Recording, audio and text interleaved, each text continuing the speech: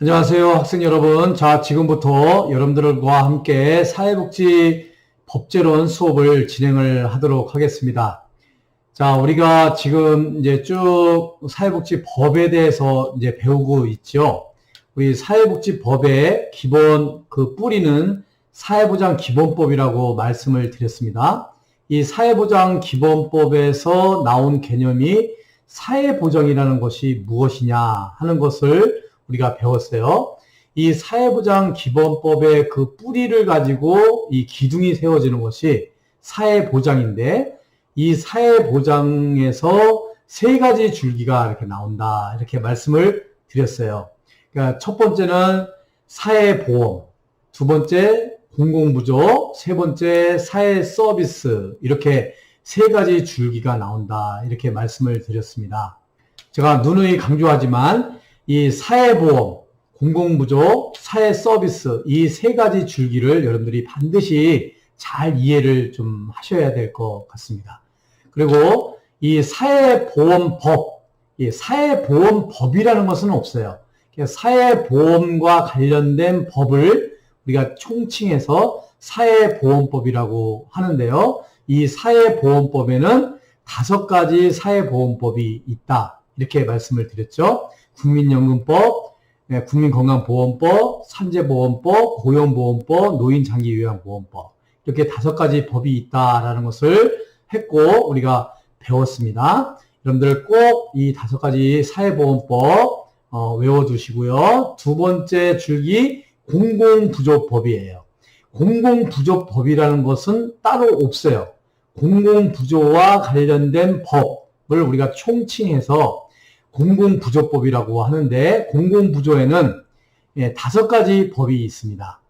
첫 번째 국민기초생활보장법, 두 번째 의료급여법, 세 번째 긴급복지지원법, 네 번째 기초연금법, 그 다음에 5번째 장애인연금법, 이렇게 해서 5가지를 우리가 공공부조법이다, 이렇게 말씀을 드렸습니다. 이 공공부조법은 없습니다만 공공부조에 관련된 5가지 법을 여러분들이 꼭 기억을 해 두시고요.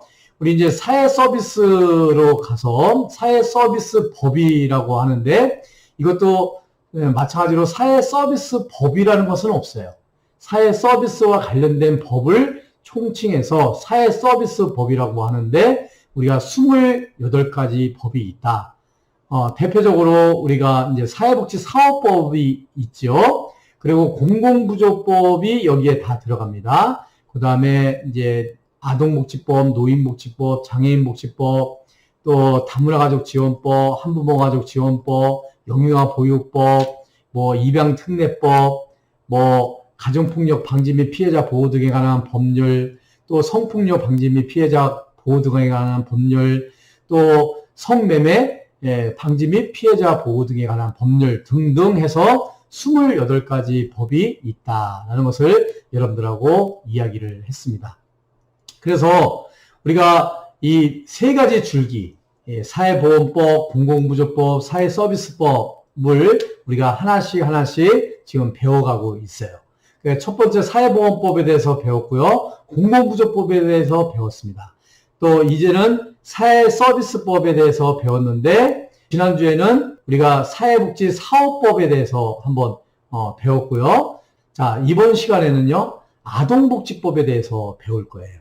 그 다음에 다음 시간에는 노인복지법에 대해서, 장애인복지법, 또 그 다음에는 가족복지와 관련된, 가족과 관련된 복지법에 대해서 한번 배워보는 그런 시간을 갖도록 하겠습니다. 자, 어느덧 이제 2학기도 이렇게 비대면 수업, 또 대면 수업으로 이렇게 교체되면서 배우다 보니까 벌써 2학기도 벌써 15주차 중에서 12주차까지 이렇게 왔네요.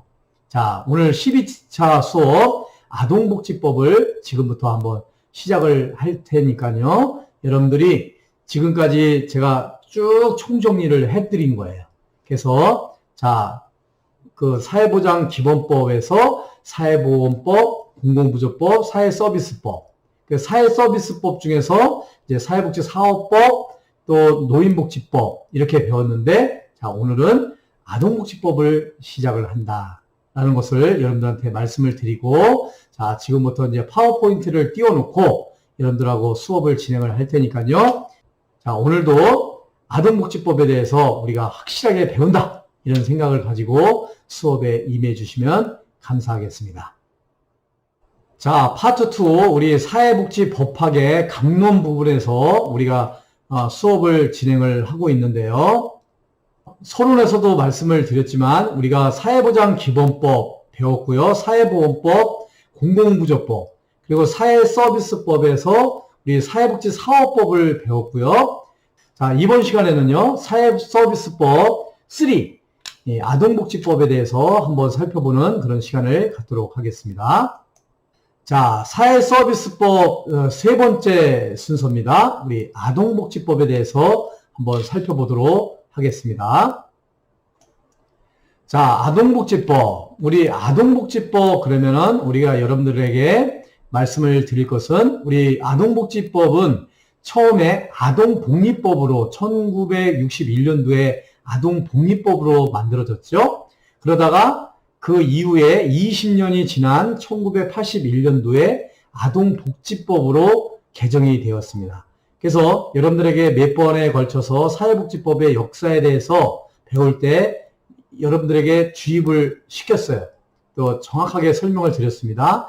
이 아동복리법은 성별주의적인 입장에서 요보 아동들을 대상으로 하는 법이었다 하면, 1981년도에 아동복지법으로 만들게 된 것은 기본적으로 아동복리법에서 아동복지법으로 전환된 것은 보편주의적인 입장에서 모든 아동을 대상으로 해서 복지를 도모한다 라는 측면에서 아동복지법으로 명칭이 변경되었다, 이렇게 말씀을 드렸습니다. 그래서 이 아동복지법의 목적은요, 이 법은 아동이 건강하게 출생하여 행복하고 안전하게 자랄 수 있도록 아동의 복지를 보장하는 것을 목적으로 이 아동복지법을 만들었다. 그래서 아동의 건강한 출생, 또 안전, 행복한 성장을 위해서 이 아동복지법을 만들었다라는 것을 여러분들에게 말씀을 드리고요. 이 아동복지법의 기본 이념은요, 아동은 자신 또는 부모의 성별, 연령, 종교, 사회적 신분, 재산, 장애 유무, 출생 지역, 인종 등에 따른 어떠한 종류의 차별도 받지 아니하고 자라나야 한다라는 기본 이념이 있어요. 이것을 일명 차별금지예요. 무차별 평등의 이념이다라고 할 수가 있겠고요. 자, 두 번째는요, 아동은 완전하고 조화로운 인격 발달을 위하여 안정된 가정 환경에서 행복하게 자라나야 한다. 이게 안정된 가정 환경의 강조예요. 그래서 안정된 가정 환경에서 자라나야 함을 이념을 가지고 있습니다. 세 번째요, 아동에 관한 모든 활동에 있어서 아동의 이익이 최우선적으로 고려되어야 한다. 이것은 아동 이익의 최우선 제공이라는 기본 이념을 가지고 있습니다. 네 번째는요, 아동은 아동의 권리 보장과 복지 증진을 위하여 이 법에 따른 보호와 지원을 받을 권리를 가지고 있다. 그래서 아동은 보호와 지원을 받을 권리를 가지고 있음을 기본 이념으로 하고 있습니다. 그래서 아동복지법은요, 이렇게 네 가지의 기본 이념을 중심으로 해서 만들어졌다, 이렇게 말씀을 드릴 수가 있겠습니다. 자, 이번에는 아동복지법에서 사용되는 용어의 뜻을 한번 살펴보는 시간을 갖도록 하겠습니다. 여러분들이 사회복지사업법이든 지난 시간에 배웠던 노인복지법이든 우리가 법을 배울 때 항상 제3조 정도의 이 용어의 뜻이 나온다, 이렇게 얘기를 했어요. 그래서 여러분들이 이 법을 잘 이해하기 위해서는 이 용어의 뜻을 잘 알아두시는 것이 중요하다고 할 수가 있겠습니다. 자, 1번, 아동이라는 것은 18세 미만의 사람을 아동이라고 한다. 이거는 기본이죠. 우리 노인복지법상에서도 노인이라 하면 만 65세 이상의 사람을 노인이라고 한다, 이렇게 규정을 했듯이 아동복지법상에 아동이라 하면 18세 미만을 아동이라고 한다. 그래서 우리 노인이나 아동은 연령을 기준으로 해서 정의를 내리고 있어요. 여러분들이 꼭 이것을 잘 알아두시면 좋겠고요. 자, 두 번째는 아동복지란 무엇인가? 아동이 행복한 삶을 누릴 수 있는 기본적인 여건을 조성하고 조화롭게 성장 발달할 수 있도록 하기 위한 경제적, 사회적, 정서적 지원을 말한다. 이것을 우리가 아동복지다라고 정의를 하고 있습니다. 이 정도의 아동복지의 개념은 여러분들이 잘 이해를 하셔야 되겠습니다. 세 번째, 보호자란 무엇인가? 보호자란 친권자, 후견인, 아동을 보호, 양육, 교육하거나 그러한 의무가 있는 자 또는 업무, 고용 등의 관계로 사실상 아동을 보호, 감독하는 자를 말한다. 이 보호자의 개념에 대해서도 여러분들이 잘 알아두셔야 되겠습니다. 보호자라는 것은 친권자, 친부모를 얘기하는 거죠. 후견인, 또 아동을 보호, 양육하거나 교육하거나 그런 의무가 있는 자, 이런 사람들을 우리가 보호자라고 한다 이거죠.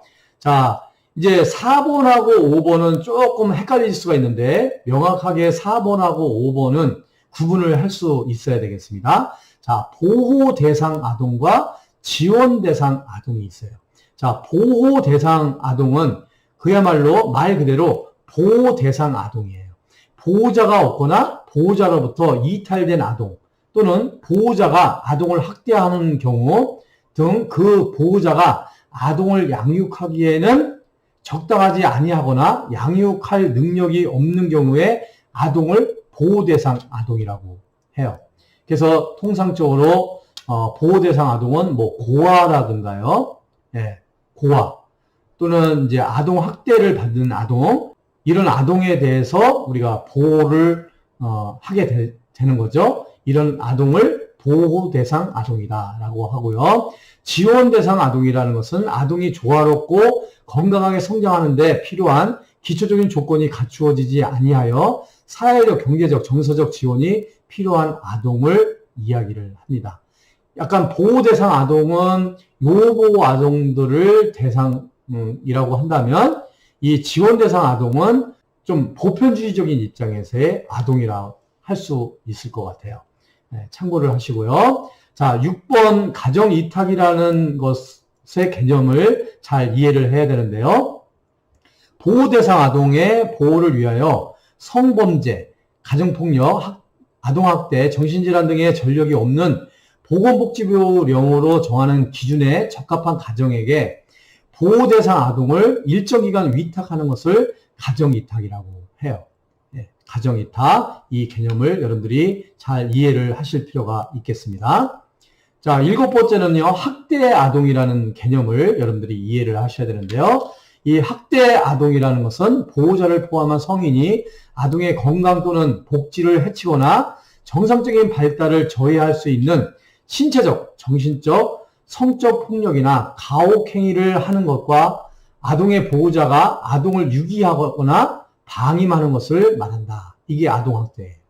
아동학대의 큰 정의는요, 신체적, 정신적, 성적 폭력이나 가혹 행위고요. 또 아동의 보호자가 아동을 유기하거나 방임하는 거예요. 유기하는 것은 버리는 거죠. 방임은 방치하는 것이죠. 이런 행위를 하는 것을 우리가 아동학대다라고 할 수가 있겠고요. 이 아동학대라는 개념을 여러분들이 잘 이해를 하실 필요가 있겠습니다. 자, 8번 피해 아동이란 아동학대로 인해서 피해를 입은 아동을 피해 아동이라고 해요. 또 아동복지시설이란 제50조에 따라 설치된 시설을 말한다. 그래서 아동복지시설에 대해서는 우리가 1학년 때 사회복지실천론에서 사회복지실천 현장에 의해서 많이 배웠어요. 그렇지만 이제 여기 아동복지법에서 아동복지시설에 대해서 다시 한번 리바이벌 다시 한번 배워보는 그런 시간을 갖도록 하겠습니다. 자, 10번 아동복지시설 종사자란 아동복지시설에서 아동의 상담, 지도, 치료, 양육, 그 밖에 아동의 복지에 관한 업무를 담당하는 사람을 말한다. 이 아동복지시설의 종사자의 개념에 대해서 여러분들이 잘 알아두시면 좋겠어요. 그래서 이 1번서부터 10번까지 아동복지법에서 사용되는 용어니까요. 이 용어를 정확하게 이해를 하셔야만 이 법을 이해할 수 있다. 이렇게 여러분들이 알아두시면 좋겠습니다. 다음은요, 아동복지법의 아동복지의 책임 주체에 대해서 이제 규정이 되어 있는데요. 책임 주체는 국가와 지방자치단체, 그 다음에 아동보호자, 또 모든 국민, 이 세 가지로 규정이 되어 있어요. 첫 번째 국가와 지방자치단체의 책무는요. 1번 국가와 지방자치단체는 아동의 안전, 건강 및 복지 증진을 위해서 아동과 그 보호자 및 가정을 지원하기 위한 정책을 수립 시행하여야 한다. 수립 시행하여야 한다. 이것은 강제 규정이에요. 그렇지 않으면 안 되는 거죠. 반드시 수립 시행하여야 한다 하는 것은 국가와 지방자치단체의 책무라고 할 수가 있겠어요. 두 번째, 국가와 지방자치단체는 보호 대상 아동과 지원 대상 아동의 권익을 증진하기 위한 정책을 수립 시행하여야 한다. 이렇게 되어 있어요. 그래서 여기 보호 대상 아동, 지원 대상 아동 이렇게 나오잖아요. 조금 전에 우리 용어의 정의에 대해서 배웠는데 이 보호 대상 아동과 지원 대상 아동에 대한 용어의 뜻을 여러분들이 명확하게 아셔야 될 것 같습니다. 세 번째, 국가와 지자체는요, 아동이 태어난 가정에서 성장할 수 있도록 지원하고, 아동이 태어난 가정에서 성장할 수 없을 때는 가정과 유사한 환경에서 성장할 수 있도록 조치하며, 아동을 가정에서 분리하여 보호할 경우에는 신속히 가정으로 복귀할 수 있도록 지원하여야 한다라고 이렇게 규정이 되어 있어요. 또한 4번, 국가와 지방 지자체는요, 장애 아동의 권익을 보호하기 위하여 필요한 시책을 강구해야 된다. 아까 보호 대상 아동, 또 지원 대상 아동에 대한 규정이지만 이 4번 같은 경우는 장애 아동의 권익을 보호하기 위한 우리 국가나 지자체의 책무에 대해서 규정이 되어 있고요. 자, 5번은요. 국가와 지자체는 아동이 자신 또는 부모의 성별, 연령, 종교, 사회적 신분, 재산, 장애, 유무, 출생지역 또는 인종 등에 따른 어떠한 종류의 차별도 받지 아니하도록 필요한 시책을 강구해야 된다. 이 차별금지 아까 기본 이념에서 말씀을 드렸죠. 그러니까 아동은 자신뿐만 아니라 부모의 어떤 성별이나 연령이나 종교나 사회적 신분이나 재산, 뭐 장애, 유무 이런 것들의 어떠한 이유를 달고서라도 차별을 받아서는 안 된다라고 그것을 위해서 국가와 지방자치단체는 일을 해야 된다라는 거예요. 6번, 국가와 지자체는 아동의 권리에 관한 협약에서 규정한 아동의 권리와 복지 증진 등을 위하여 필요한 시책을 수립 시행하고 이에 필요한 교육과 홍보를 하여야 한다. 권익 증진, 아동의 권리 및 복지 증진을 위해서 힘써야 된다 이거죠. 그를 위해서 교육과 홍보를 하여야 한다. 하여야 한다. 강제 규정이에요. 자, 7번. 국가나 지자체는 아동의 보호자가 아동을 행복하고 안전하게 양육하기 위하여 필요한 교육을 지원해야 된다. 그래서 국가와 지방자치단체의 책무에 관한 규정을 하고 있어요. 자, 그러면 이 아동복지는 국가와 지자체만 책임이 있는 것이냐? 아니죠. 두 번째는 아동의 보호자의 책무에 관한 규정이 되어 있어요. 첫 번째, 아동의 보호자는 아동을 가정에서 그 성장 시기에 맞추어 건강하고 안전하게 양육할 책임을 가지고 있어요. 이건 부모된 도리인 거죠. 보호자, 아동의 보호자의 책무에 관한 사안이에요. 두 번째, 아동의 보호자는 아동에게 신체적 고통이나 폭언 등의 정신적 고통을 가해서는 아니 된다. 이렇게 규정이 되어 있어요. 그래서 아동 보호자의 책무에 관한 규정도 되어 있다라는 거죠. 자, 이 아동복지에 대한 책임의 주체는요, 국가나 지자체와 아동 보호자에 국한되는 것이 아니라 우리 모든 국민들이 아동의 건강한 성장과 발달을 위해서 도와줘야 된다라는 의미에서 이 3번 모든 국민의 책무가 있는데요. 모든 국민은 아동의 권익과 안전을 존중하고 아동을 건강하게 양육할 수 있도록 해야 된다. 이렇게 규정을 하고 있어요. 그래서 이 아동복지법의 책임 주체에 대한 규정이 되어 있고요. 어린이날 및 어린이 주간이 이 아동복지법에 규정이 되어 있는데요. 여러분들이 잘 아시다시피 매년 5월 5일을 어린이날로 지키죠. 그리고 5월 1일서부터 5월 7일, 그러니까 어린이날이 들어간 그 한 주간을 어린이 주간으로 지키고 있습니다. 이 정도는 여러분들이 기본적인 상식이니까요. 여러분들이 잘 숙지를 하실 필요가 있고요. 그래서 아동복지법상 어린이에 대한 사랑과 보호의 정신을 높임으로써 이들을 옳고 아름답게 슬기로우며 씩씩하게 자라나도록 하기 위해서 매년 5월 5일을 어린이날로 하고 5월 1일부터 5월 7일까지 어린이 주간으로 한다. 이렇게 규정이 되어 있습니다. 여러분들이 참고를 하시고요. 꼭 외워두시기를 바라겠습니다. 자, 지금까지는 여러분들과 함께 이제 아동복지의 책임 주체에 대해서 한번 살펴봤어요. 자, 그 다음에 지금부터는 아동과 관련된 행정기관을 한번 살펴보도록 하겠습니다. 아동복지와 관련된 행정기관이 무엇이 있는가? 첫 번째요, 아동정책조정위원회가 있습니다. 여기는 위원장은 국무총리 소속으로 정책기구인데요. 위원장은 국무총리가 위원장으로 되어 있습니다. 그래서 이 아동정책조정위원회 매우 중요한 행정기관이니까요. 여러분들이 꼭 잘 알아두셔야 돼요. 1급 사회복지사 시험 볼 때 이런 문제들이 자주 나와요. 자, 아동의 권리 증진과 건강한 출생 및 성장을 위해서 종합적인 아동 정책을 수립하고 관계 부처의 의견을 조정하여 그 정책의 이행을 감독하고 평가하기 위해서 국무총리 소속으로 아동정책조정위원회를 둔다. 이렇게 규정이 되어 있고요. 이 위원회에서는 다음 각호의 사항을 심의 조정한다. 그 기본계획의 수립에 관한 사항들, 아동의 권익 및 복지 증진을 위한 기본 방향에 관한 사항들, 아동정책의 개선과 예산 지원에 관한 사항들 등등 이러한 여러 가지 정책을 심의 조정을 한다라는 것이에요. 그래서 때로는 우리 사회복지사 1급 시험에 아동정책조정위원회에서 심의 조정하는 사안이 아닌 것은 이런 식의 문제가 나오는 경우가 있더라고요. 여러분들이 이 부분들을 참고를 하시면 되겠습니다. 자, 아동정책조정위원회는요, 위원장을 포함한 25명 이내의 위원으로 구성하되 위원장은 국무총리가 되고요. 위원은 다음 각호의 사람이 되는데 임기는 2년이고 연임이 가능할 수가 있습니다. 여기 위원들은 쭉 여기 나열한 장관들이 다 포함이 되고요. 아동 관련 단체의 장이나 아동에 대한 학식과 경험이 풍부한 사람 중에 위원장이 위촉하는 15명 이내의 위원으로 위촉을 할 수가 있겠습니다.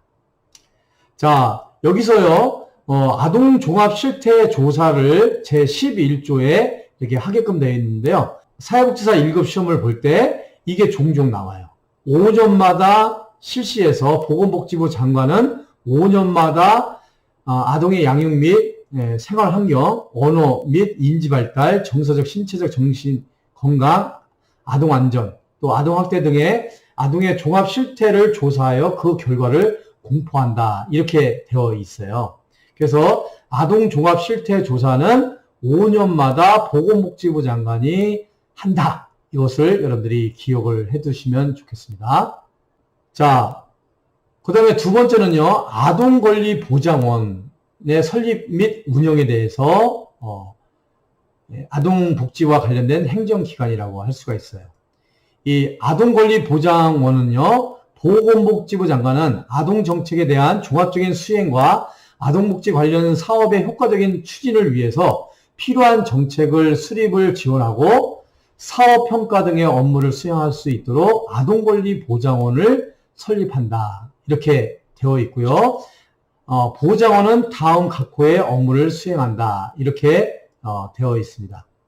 이 아동권리보장원들은요, 이 파란 박스 안에 있는 이런 직무들을 수행을 하게 됩니다. 여러분들이 이 부분은 참고를 하시면 되겠습니다. 자, 세 번째 아동복지 관련된 행정기관으로서요, 아동복지심의위원회가 있는데요. 시도지사, 시장, 군수, 구청장은 다음 각호의 사항을 심의하기 위해서 그 소속으로 아동복지심의위원회를 각각 둔다. 그래서 이런 파란 박스 안에 있는 거요. 그 시행계획 수립 및 시행에 관한 사안들, 보호조치에 관한 사안들, 태서조치에 관한 사안들 등등 1번서부터 7번까지 사항을 심의하기 위해서 아동복지심의위원회를 각각 둔다. 이렇게 규정이 되어 있어요. 그래서 시도지사, 그러니까 경기도로 예를 들면 경기도 아동복지심의위원회를 두고요. 시장, 군수, 구청장, 그러면 경기도에 속해 있는 시군이 있죠. 그 시군, 예를 들어서 의정부시다. 그러면 의정부시 아동복지심의위원회를 각각 둔다. 이렇게 규정이 되어 있습니다. 그래서 아동복지심의위원회는 광역시도에 두고요. 또 기초지방자치단체에 아동복지심의위원회를 둔다. 이렇게 여러분들이 이해를 하시면 되겠습니다. 그 다음에 이제 네 번째인데요. 아동복지 관련된 행정기관으로서 아동복지 전담 공무원이 있습니다. 이 아동복지 전담 공무원은요, 사회복지 전담 공무원이다라고 보시면 되겠어요. 이 아동복지 전담 공무원은요, 아동복지에 관한 업무를 담당하기 위하여 특별시, 강역시도, 특별자치도 및 시군구에 각각 아동복지 전담 공무원을 둘 수가 있습니다. 두 번째, 전담 공무원은요, 사회복지사업법에 따른 사회복지사의 자격을 가진 사람으로서 하고 그 임용 등에 필요한 사항은 해당 시도 및 시군구의 조례로 정할 수가 있어요. 그래서 기본적으로 사회복지 전담 공무원, 아동복지 전담 공무원은요, 사회복지사 자격증을 가지고 있는 사람이 공무원 시험에 합격한 사람이 이 아동복지 전담 공무원, 즉 사회복지 전담 공무원이 될 수가 있어요. 여러분들이 이런 것은 참고를 하시고요. 이 전담 공무원은 아동에 대한 상담 및 보호조치, 가정환경에 대한 조사, 아동복지 시설에 대한 지도감독, 아동범죄 예방을 위한 현장 확인 및 지도감독 등 지역 단위에 있어서 아동의 복지 증진을 위한 업무를 수행을 하게 됩니다. 이 점 참조를 하시면 되겠어요. 자, 다섯 번째, 아동복지 관련된 행정기관으로요. 행정기관이라기보다는 이제 개인인데요. 아동위원이 있습니다. 이 아동위원은요, 시군구에 아동위원을 두게 돼 있어요. 이 아동위원은 그 관할 구역의 아동에 대해서 항상 그 생활 실태 및 가정 환경을 상세히 파악하고 아동복지에 필요한 원조와 지도를 행하고 전담 공무원 및 관계 행정기관과 협력하여야 한다. 그러니까 아동위원은 그 업무의 원활한 수행을 위해서 적절한 교육을 받아야 되고요. 이 아동위원은 명예직으로 하되 아동위원에 대해서는 수당을 지급할 수가 있습니다. 그 밖에 아동위원에 관한 사안들은요, 해당 시군구의 조례로 정하게 되는데요. 이거는 의무 규정이에요. 조례 필수 제정 사항이라고 할 수가 있겠습니다. 그래서 시군구 기초지방자치단체에는 아동위원회에 관한 조례가 있어요. 그래서 거기서 수당을 얼마나 지급을 할 것인지, 어떠한 일을 할 것인지에 대해서 조례로 만들어가지고 지키고 조례를 필수적으로 제정을 할 수밖에 없는 그런 상황이라고 할 수가 있겠습니다. 자, 이렇게 해서 아동복지와 관련된 행정기관에 대해서 한번 살펴봤고요. 자, 다음은 아동복지 정책 수립 및 시행에 관한 규정을 한번 살펴보도록 하겠습니다. 자, 아동정책 기본계획의 수립인데요. 이것도 우리 사회복지사 1급 시험에 종종 이렇게 잘 나오는 경우가 있어요. 그래서 여러분들이 이거 참고를 하시면 되겠고요. 아동정책 기본계획의 수립은요, 보건복지부 장관은 아동정책의 효율적인 추진을 위해서 5년마다 아동정책 기본계획을 수립을 하게 됩니다. 아동종합실태조사를 5년에 한 번씩 조사를 한다고 그랬죠. 이 아동실태조사를 종합조사를 하는 이유는 이 아동정책 기본계획을 5년마다 세우기 때문에, 수립을 하기 때문에 조사를 하게 되는 거예요.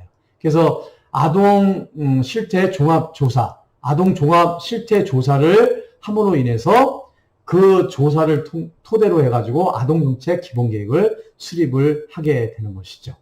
이 기본계획은요, 아동정책 조정위원회 심의를 거쳐서 확정이 되고요. 이 경우 보건복지부 장관은 확정된 기본계획을 관계 중앙행정기관의 장 및 특별시장, 광역시장, 도지사, 또 특별자치도지사에게 알려줘야 됩니다. 자, 다음은 아동복지 정책 수립 및 시행과 관련돼서요. 자, 우리가 아동복지 정책 기본 계획을 수립을 했잖아요. 이 기본 계획은 5년 안에 중장기적인 계획이에요. 그 속에서 이제 1년 단위로 이렇게 끊어서 우리가 계획을 수립을 하는데 이것을 연도별 시행 계획의 수립이라고 할 수가 있겠어요. 그래서 이 연도별 시행 계획의 수립, 시행, 평가를 하게끔 되어 있는데 보건복지부 장관 또 관계 중앙 행정기관의 장 및 시도지사는 매년 기본계획에 따라서 연도별 아동정책 시행계획을 수립해서 시행하여야 한다. 이렇게 규정이 되어 있습니다. 관계 중앙 행정기관의 장 및 시도지사는 다음 연도의 시행계획 및 전년도의 시행계획에 따른 추진 실적을 대통령령으로 정하는 바에 따라서 매년 보건복지부 장관에게 제출하고 보건복지부 장관은 매년 시행계획에 따른 추진 실적을 평가하여야 한다라고 이렇게 규정이 되어 있습니다. 아동정책 기본계획이나 연도별 시행계획의 수립과 시행 평가는 국가나 지방자치단체의 책무를 다하기 위해서 시행되는 것으로서 이 아동정책 기본계획은 5년마다 연도별 시행계획은 1년마다 시행을 하고 수립을 하고 시행하고 평가를 한다. 이렇게 여러분들이 이해를 하시면 되겠습니다. 자, 다음은 아동에 대한 보호 서비스 및 아동학대 예방 및 방지의 사안인데요. 아동보호 서비스 보호 조치인데요. 시도지사 또는 시장, 군수, 구청장은 그 관할 구역에서 보호 대상 아동을 발견하거나, 그래서 처음에 용어의 정의에서 말씀을 드렸죠. 보호 대상 아동, 또 지원 대상 아동, 이것을 분명히 여러분들이 이해를 하셔야 된다고 그랬어요. 이 보호 대상 아동을 발견하거나 보호자의 의뢰를 받았을 때는 아동의 최상의 이익을 위하여 대통령령으로 정하는 바에 따라서 다음 각호에 해당되는 보호 조치를 하여야 한다. 이렇게 얘기를 했어요. 그래서 보호 대상 아동은 요보호 아동을 이야기를 해요. 그래서 이 요보호 아동, 보호 대상 아동에 대해서는 시도지사, 또 시장, 군수, 구청장은 보호 조치를 해야 된다라는 거예요. 요 파란 박스 안에 있는 것은 여러분들이 한번 읽어보시면 좋겠습니다. 자, 사회보장 정보 시스템의 이용에 관한 사안을 이렇게 쭉 표시가 되어 있는데요. 여러분들이 이거는 참고를 하시고요. 또 보호 대상 아동의 퇴소 조치, 어떤 경우에 보호 조치를 하다가 퇴소 조치를 해야 되는지에 관한 사항을 1번서부터 4번까지 이렇게 제시를 하고 있으니까요. 이 사안들은 여러분들이 참고를 하시면 되겠습니다. 자, 두 번째, 아동에 대한 금지 행위예요. 누구든지 다음 각호에 어느 하나에 해당하는 행위를 하여서는 아니 된다. 그래서 뭐 아동을 매매하는 행위, 또 아동에게 음란한 행위를 시키거나 이를 매개하는 행위, 또는 아동에게 성적 수치심을 주는 성희롱 등의 성적 학대 행위, 아동의 신체에 손상을 주거나 신체의 건강 및 발달을 해치는 신체적 학대 행위, 뭐 이런 행위를 하게 되면 안 되는 거죠. 아동의 정신건강 및 발달에 해를 끼치는 정서적 학대 행위, 이런 행위를 해서는 안 된다라고 이렇게 아동복지법에 규정이 되고 있습니다. 자, 친권 상실의 선고 청구, 해당 아동의 의견을 존중해야 된다라는 사안인데요. 자, 시도지사, 시장, 군수, 구청장 또는 검사는 아동의 친권자가 그 친권을 남용하거나 현저한 비행이나 아동학대, 그 밖에 친권을 행사할 수 없는 중대한 사유가 있는 것을 발견할 경우에는 아동의 복지를 위하여 필요하다고 인정할 때는 법원의 친권 행사의 제한 또는 친권 상실의 선고를 청구하여야 한다라고 해서 아동에 대한 보호 서비스 및 아동 학대의 예방 및 방지 조항을 두고 있어요. 또한 아동복지시설의 장 및 초중등 교육법에 따른 학교의 장은 제1항의 사유에 해당하는 경우 시도지사, 시장, 군수, 구청장 또는 검사에게 법원의 친권 행사의 제한 또는 친권 상실의 선고를 청구하도록 요청할 수 있다라고 되어 있어요. 그래서 1번, 2번을 참고를 하시면요 되겠고요. 여기서 아동보호 전문기관의 장은 친권 상실의 선고를 청구할 수가 없습니다. 요 점 여러분들이 참고를 하시면 되겠습니다. 자, 세 번째요.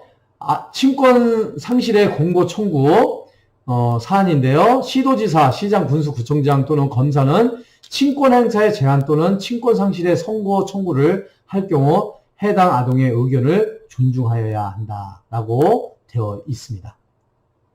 그래서 무엇보다도 이 친권 상실에 대해서는 해당 아동의 의견을 존중해야 된다라는 규정을 둬서요. 아동 스스로가 자기 결정을 할 수 있도록 이렇게 법에서 아동복지법상에서 규정을 하고 있다라고 여러분들이 아시면 좋겠습니다.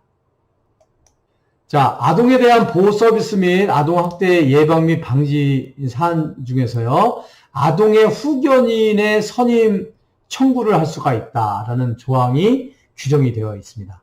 시도지사, 시장, 군수, 구청장, 아동복지시설의 장 및 학교의 장은 친권자 또는 후견인이 없는 아동을 발견한 경우에 그 복지를 위하여 필요하다고 인정할 때는 법원에 후견인의 선임을 청구할 수가 있고요. 시도지사, 시장, 군수, 구청장, 아동복지시설의 장, 학교의 장 또는 검사는 후견인이 해당 아동을 학대하는 등의 현저한 비행을 저지르는 경우에는 후견인 변경을 법원에 청구를 할 수가 있어요. 후견인의 선임 및 후견인의 변경 청구를 할 때는 해당 아동의 의견을 존중하여야 하고요. 후견인의 선임 및 해임을 청구하는 경우 해당 아동의 의견을 존중해야 된다라는 그런 규정이 되어 있습니다. 아동복지시설에 입소 중인 보호대상 아동에 대해서는 보호시설에 있는 미성년자의 후견 직무에 관한 법률을 적용해서요. 보호시설에 있는 미성년자 후견인 직무에 관한 법률을 적용을 하게 됩니다. 이 점 참고를 하시면 되겠습니다. 자, 아동의 후견인 선임 청구 사안 중에서요. 제20조 아동의 후견인 선임 및 제21조 보조인의 선임 사안이 있는데요. 요 파란 박스의 내용을 여러분들이 참고를 하시면 되겠습니다. 자, 여러분 여기까지 수업을 진행을 하고요. 잠시 여러분들 휴식을 좀 취하신 다음에 이어서 아동복지법을 수업을 이어가도록 하겠습니다. 여러분 잠깐 쉬었다가 잠시 후에 다시 뵙도록 하겠습니다. 여러분 지금까지 수업 받으시냐고 수고 많이 하셨습니다. 감사합니다.